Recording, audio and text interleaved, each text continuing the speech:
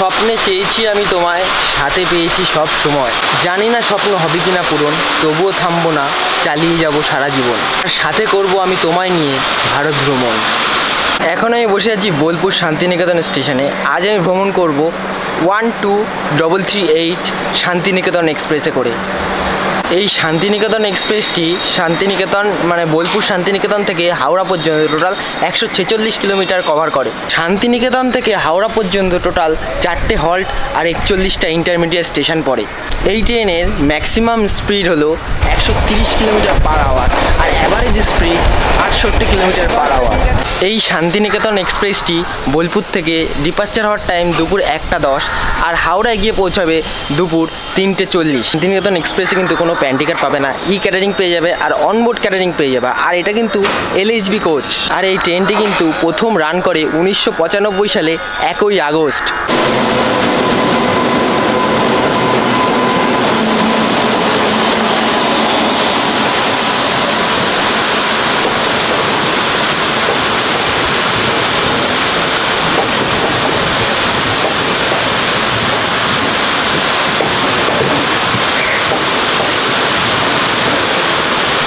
আমি এখন বসে আছি শান্তিনিকেতন এক্সপ্রেসের D1A 2S কম্পার্টমেন্টে।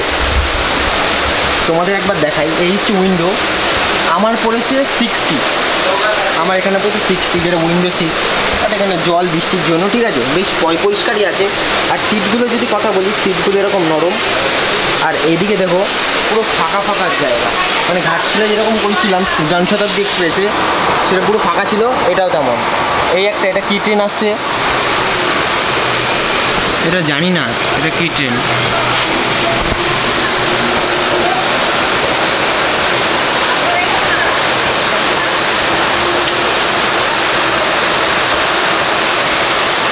আর 2S এর ভাড়া মানে বোলপুর শান্তিনিকেতন থেকে হাওড়া পর্যন্ত GST নিয়ে 101 টাকা। চেয়ার কারের ভাড়া হচ্ছে 315 টাকা। GST দিয়ে কত হবে তা বলতে পারবো না, বাট 315 টাকা ওখানে IRCTC অ্যাপে দেখাচ্ছিল। আর এর ব্যাগ রাখার যে রেটা হয়, এই একটা আছে, ওই একটা আছে। আর এখানে রয়েছে ফ্যান দুটো করে। এখানে এইদিকে এই সিটের জন্য একটা, ওই সিটের জন্য একটা। আর এইদিকে এরকম সিট অ্যারেঞ্জমেন্ট। এই সিটে কিন্তু 3 জন করে বসে যাবে, এই যে 3 জন করে মোটামুটি ভালো করে বসে যাবে। আর এইটা হচ্ছে চার্জিং পয়েন্ট। টয়লেটের বিষয়টা তোমাদের বলতে চাই। প্রথমে ট্রেনে উঠে টয়লেটের ভিডিও করার সময় এমন একটা জিনিস দেখে ফেলেছি, মানে টয়লেটের পরিস্থিতি প্রচুর খারাপ, তাই জন্য তোমাদের আর দেখানোর সাহস পেলাম না। ছেড়ে দিয়েছে এখন আমাদের ট্রেন পুরো পারফেক্ট টাইমে 1টা 10-এ। এবার দেখা যাক হাওড়ায় কটায় গিয়ে পৌঁছায়।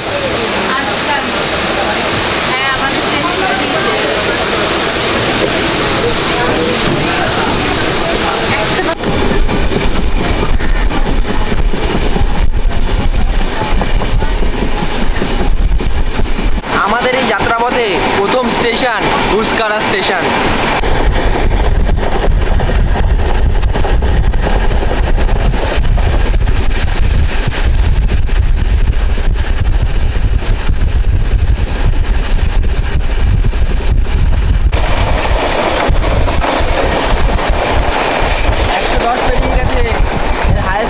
হচ্ছে 130 আর এভারেজ 98, না সরি 68 এটা।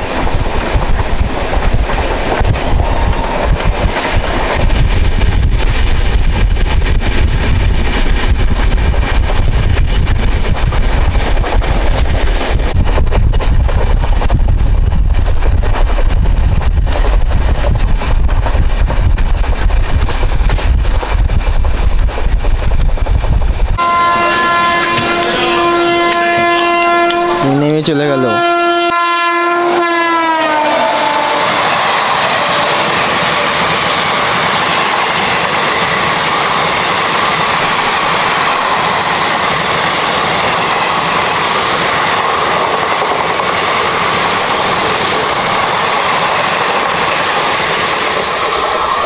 এর প্রথম হল্ট গুসকারা।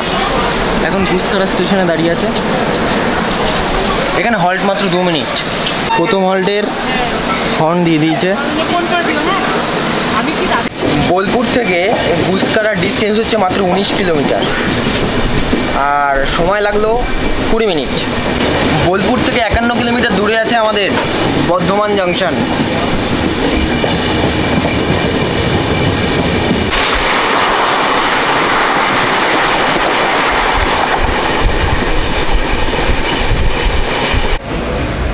বোলপুর থেকে 51 কিলোমিটার পথ ছেড়ে এসে এখন দাঁড়িয়ে আছে বর্ধমান জাংশনে।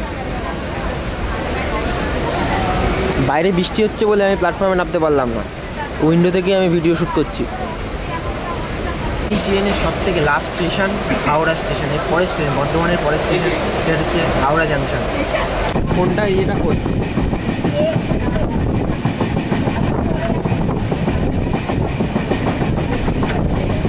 আজকের এই দিনটা পুরো ম্যাচাকার হয়ে গেল ওই বৃষ্টির জন্য। এখনও গুড়ি গুড়ি ঝিরিঝিরি বৃষ্টি পড়ে যাচ্ছে।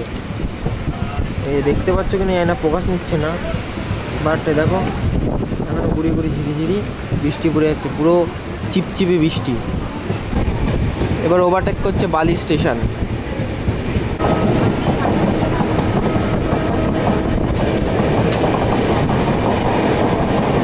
এই ট্রেনটা যাচ্ছে মালদা, হাওড়া থেকে মালদা।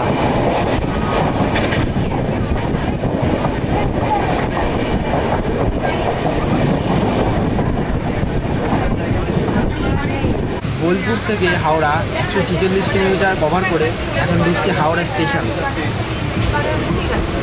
এটা হচ্ছে হাওড়া ইয়র্থ কেবিন, হাওড়া ইয়ার্থ কেবিন।